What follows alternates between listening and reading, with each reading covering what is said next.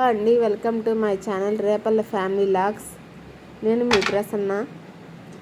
ఎలా ఉన్నారండి? నేను చాలా బాగున్నాను. సండే కదా, ఏం చేస్తున్నావు?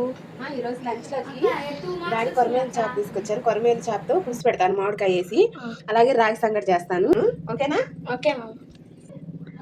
చేపల పులుసులోకి కావాల్సిన ఐటమ్స్ అండి: చేప ముక్కలు ఒక చేప అండి, తర్వాత చింతపండు, నిమ్మకాయ అంత సైజు చింతపండు పులుసు తీసి అట్టు పెట్టుకున్నాను. తర్వాత ఒక స్పూన్ అల్లం వెల్లుల్లి పేస్టు, ఒక మామిడికాయ, ఒక పెద్ద ఉల్లిపాయ, ఒక పెద్ద టమాటో, 4 పచ్చిమిరకాయలు, 2 రెమ్మల కరివేపాకు. ఇప్పుడు స్టార్ట్ చేసేద్దాం. స్టవ్ ఆన్ చేసుకుని కూరకైతే గిన్నె పెట్టుకుంటున్నానండి. తర్వాత రాగి సంగటికేమో వాటర్ వేసి పెట్టుకున్నాను. కలిపి 1 టేబుల్ స్పూన్ వేస్తున్నాను. ఉల్లిపాయలండి, బారుగా తరుక్కోవాలి ఉల్లిపాయలు, అలా అయితే బాగుంటుంది. తర్వాత 5 పచ్చిమిరకాయలు, 2 రెమ్మల కరివేపాకు,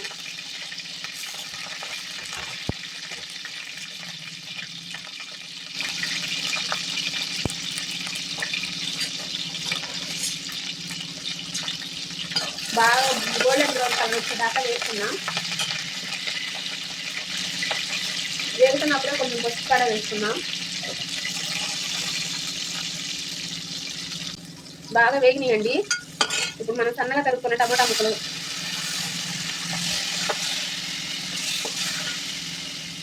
అలాగే అల్లం వెల్లుల్లి పేస్టు ఇప్పుడు బాగా తిప్పుకున్నాం. సంగటికి వాటర్ పెట్టుకున్నాం కదండి, దానిలో కూడా బియ్యం వేస్తున్నాను. 1 టీ గ్లాస్ బియ్యం తీసుకున్నాను, బియ్యం వేసేసాను. బియ్యం అయితే వేసాను, బాగా ఉడకాలండి.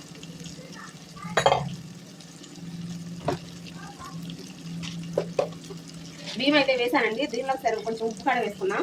అలాగే చేపల పులుసులో కడుపు ఉప్పుడే వేసేస్తున్నాను. చేప ముక్కల్లో ఉప్పు వేసేసానండి.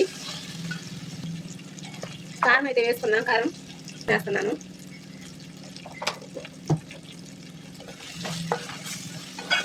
చింతపండు పులుసు పోసేస్తున్నాను.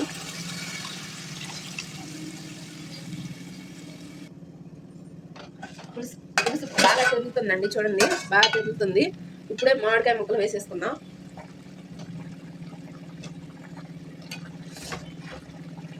అలాగే కొరమేలు ముక్కలు కూడా వేసుకుందామండి.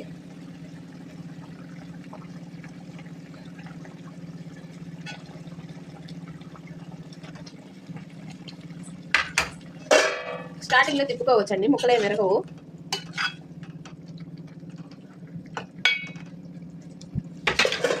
టూ మినిట్స్ హైలో ఉడకబెడతాం. రాగిపిండి అయితే వేసేస్తున్నాను. ఇదిగోండి సంగటి అయితే కలిపేశాను. మూత పెట్టి కాసేపు మగ్గనిద్దాం.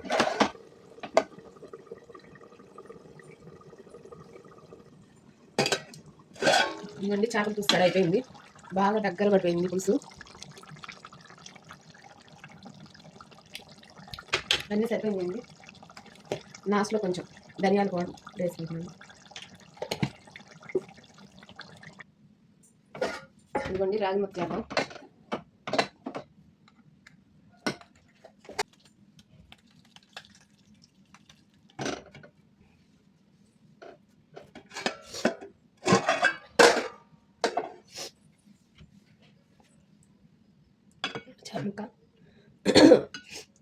చేప ముక్క వేసాను, అలాగే మామిడికాయ ముక్క, పచ్చిమిరకాయ, కొంచెం పులుసు వేసుకుందాం. మన వీడియో కానీ నచ్చితే లైక్ చేసి సబ్స్క్రైబ్ చేయండి. Thank you so much. ఇలా సంగటి తీసుకుని చేప ముక్క చూసారా కాలుతుందండి, బాగా బాగా ఉడికేసింది.